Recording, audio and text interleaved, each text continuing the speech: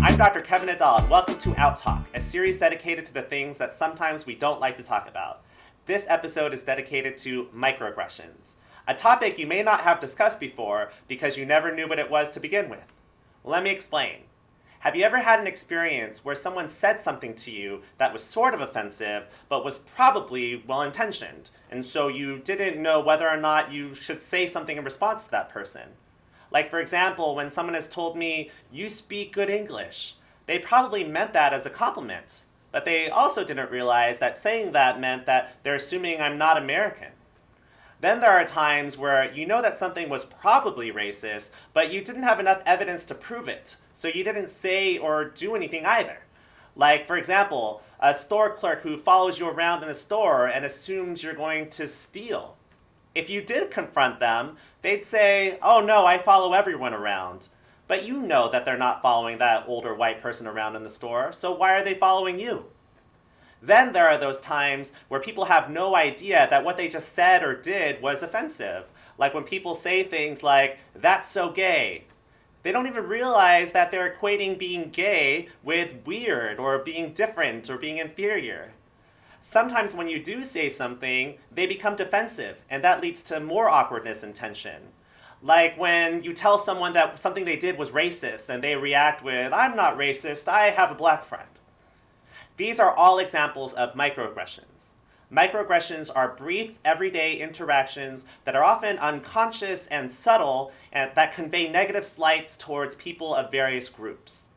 I know when I experience a microaggression, I often feel upset or angry. It doesn't feel good to know that people are discriminating against me because of my race or sexual orientation or some other identity. Sometimes I've confronted the person for microaggressing against me, which often leads to an argument and high blood pressure. And other times I've done nothing, which may make me feel regret or resentment for not saying anything. Regardless, microaggressions are definitely something that we need to talk about, so let's start talking about them today. So, as we talk about microaggressions, I'm wondering if maybe we as a group can start to just come up with examples of microaggressions. Tia, any thoughts or examples that you have from your life? I have a example from when I was in college. I went to a private women's college, and I'm walking around the hall, and I just remember a girl talking to her boyfriend on the phone. And mind you, a little background, like I'm from a, very modest background, inner city Philadelphia. A lot of the girls were from a more privileged background. I was one of the few black girls at the school and on the floor. So this more privileged white young lady said to her boyfriend, "Stop messing with me or I'm going to get Tia to bust a cap in your bleep bleep." So now I can laugh back about it, but it was really hurtful at the time. So, but yeah. Right. And she was your friend. Yeah, I thought we were friends. I would not have imagined that she would have said something like that, especially since I don't even talk like that. Like, I don't go around saying I'm going to bleep, bleep, bleep you. So she stereotyped you because you're a black woman. She stereotyped you that you would talk like that, or maybe even that you would bust a cap in. Yeah. The guys. You could say ass on the show. It's fine. Okay, good. Grant, you laughed at similar experiences or thoughts? Yeah, well, actually, I got tons of those, but I got a really good story. I don't know if it falls in microaggressions, but I have a friend. They're two white ladies, because I have two white friends, and they're twins, and so one is living in Greece, and she was stranded on a bike, and she got picked up in a van by this couple from South Africa, and she's so radical, so she immediately, instead of thanking them for the ride, she asked them, "Do you have any black friends?" or whatever, which is funny, and the couple wouldn't answer, and then she kept going, and then the couple said, "Yeah, well, we do.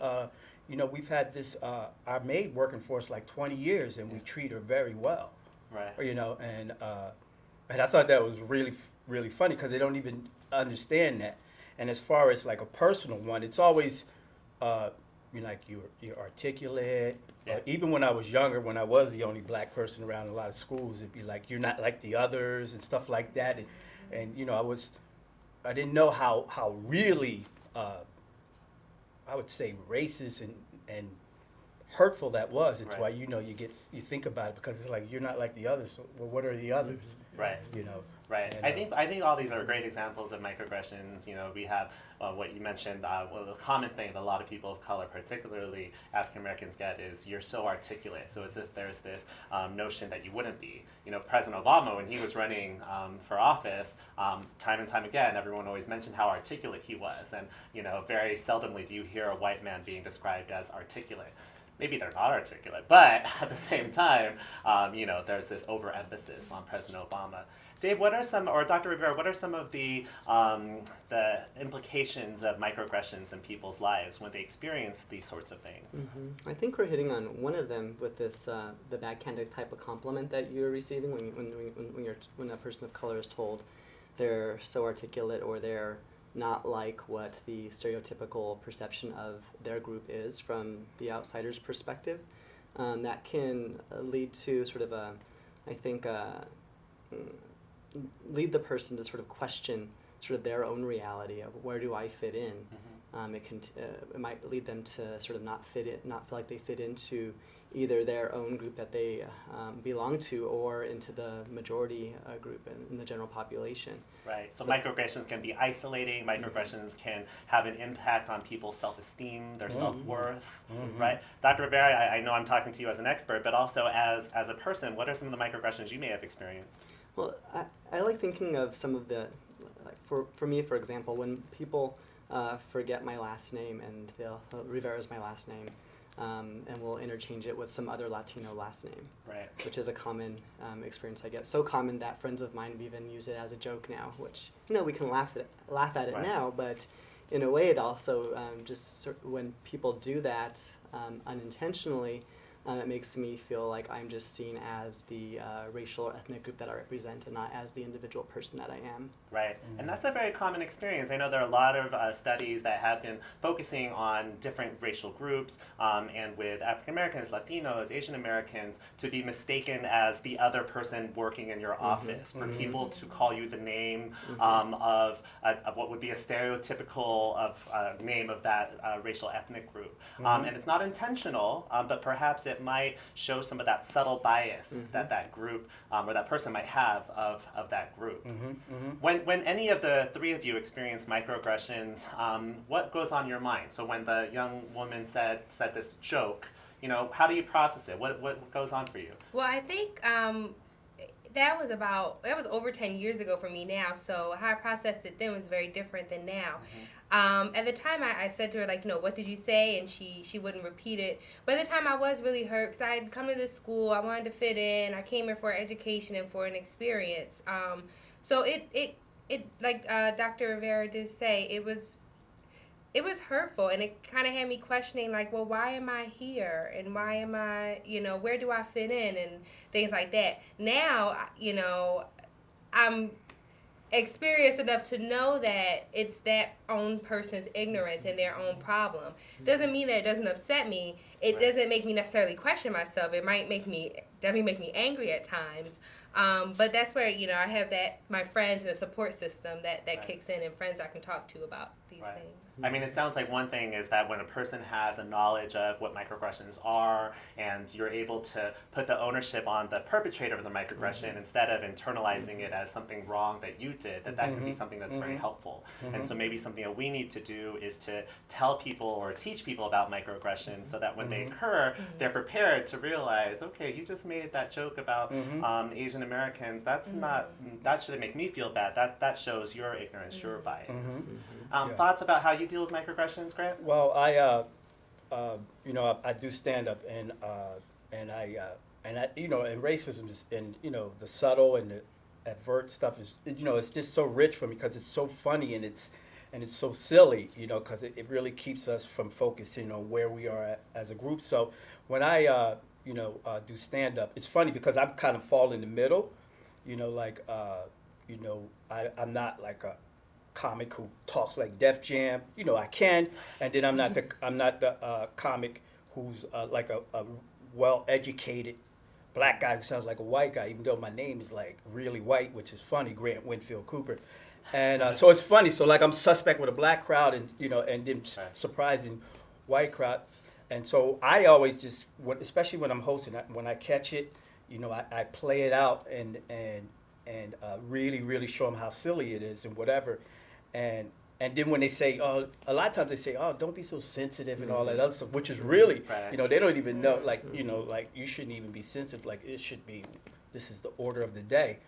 But and through stand-up, I really, really twist and Right. turn with it because people don't know, and especially if you've never been, you don't know any brown people. It's really funny. Like Right. they even some of them have to even defend themselves. So I see all angles, Right. but I call everybody on it, Right. and I call myself on it, because we all, have it. It seeps in, and it'll come out, and then but it's funny, it's sad, and Right. but true. Well, one thing that I'm hearing is that, and Dr. Rivera talked about it a little bit earlier, is this idea of using humor as a way of dealing with microaggressions. And I see humor as being helpful and at sometimes being very, very appropriate. And then at other times, I wonder if humor can sometimes mask the true feelings of feeling isolated or hurt when a microaggression occurs. Dr. Rivera, any thoughts?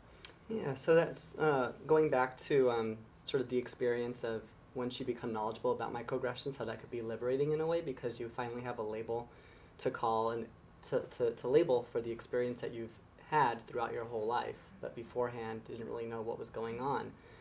So that by itself is healing, but it puts you in this bind then of how to respond because it can also lead to more microaggressions. So responding, someone can say you're being too sensitive, which is another form of microaggression. Or if you respond to humor, like you're suggesting, it can sort of lead to minimizing the harmful impact of the microaggression. I think that responding in some way is important. Maybe starting with humor or starting with on some level of levity is important. What I have found that is helpful is to sort of not to take a blaming stance, not to blame the perpetrator wholeheartedly for that behavior, but to sort of put them within the context of the society that we live in, because that's what is actually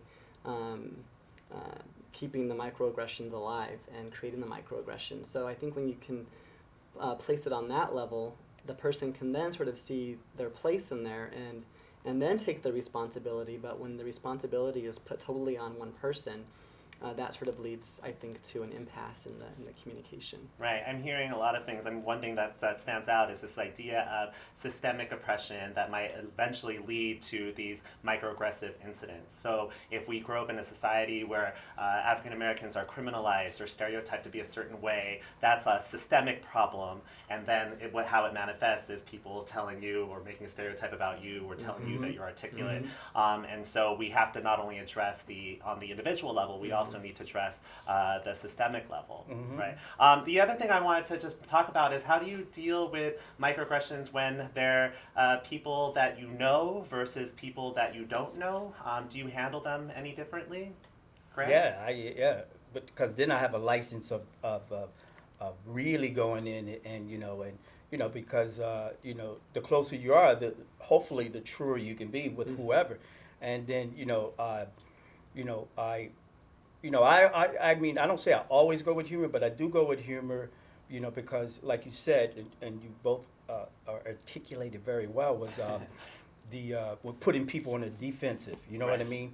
But yeah, when it's someone close, then I can, I don't have to be, take the baby steps or whatever, and so I'll just, because a lot of times you just don't know, you just don't know, but you have a license when it's someone you're close to or whatever, and vice versa.